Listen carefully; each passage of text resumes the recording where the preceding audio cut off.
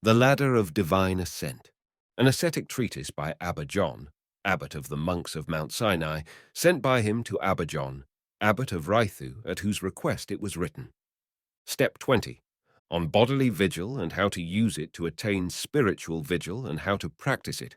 Some stand before earthly kings without weapons and without armor, others hold staffs of office, and some have shields and some swords. The former are vastly superior to the latter, for they are usually personal relations of the king and members of the royal household, so it is with earthly kings. Now let us see how we stand before God our King, when we stand at our prayers in the evening or during the day and night. For some, at their evening, all-night vigil, lift up their hands in prayer as if they were incorporeal and stripped of all care. Others stand at that time singing psalms. Others are more occupied in reading. And some out of weakness courageously resist sleep by working with their hands. Others try to feel the horror of the thought of death, hoping thus to obtain contrition. And of all these, the first and last are in all-night vigil for the love of God.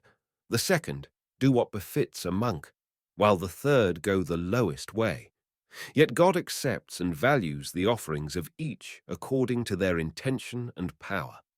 A vigilant eye makes the mind pure, but much sleep binds the soul.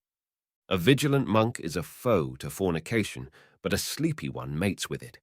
Vigil is a quenching of lust, deliverance from dream phantoms, a tearful eye, a softened heart, the guarding of thoughts, the dissolving of food, the subduing of passions, the taming of spirits, the bridling of the tongue, the banishment of fantasies. A monk who denies himself sleep is a fisher of thoughts, and in the stillness of the night he can easily observe and catch them. The God-loving monk, when the bell rings for prayer, says, "Good, good." The lazy one says, "What a nuisance." The preparing of the table exposes gluttons, but the work of prayer exposes lovers of God. The former dance on seeing the table, but the latter scowl. Long sleep produces forgetfulness, but vigil purifies the memory. The farmer's wealth is gathered on the threshing floor and in the wine-press, but the wealth and knowledge of monks is gathered during the evenings and the night hours while standing at prayer and engaged in spiritual activity. Long sleep is an unjust comrade. It robs the lazy of half their life, and even more. The inexperienced monk is wide awake in friendly conversation, but his eyes become heavy when the hour of prayer is upon him.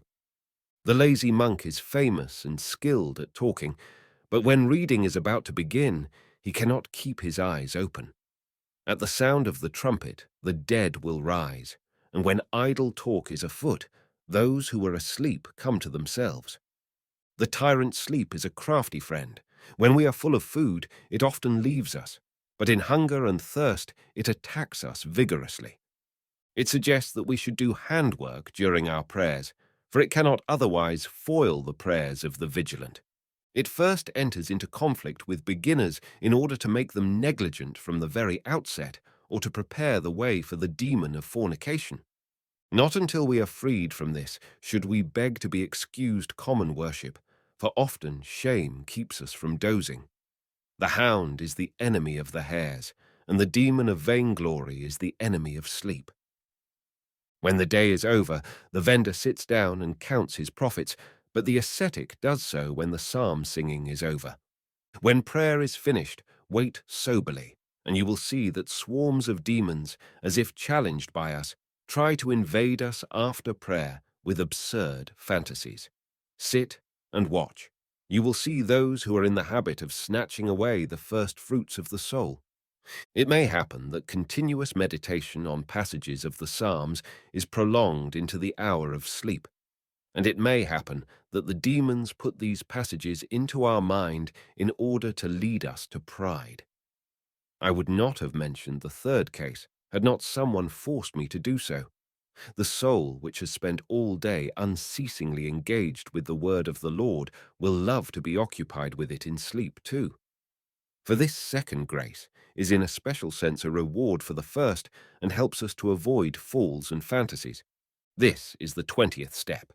He who has mounted it has received light in his heart.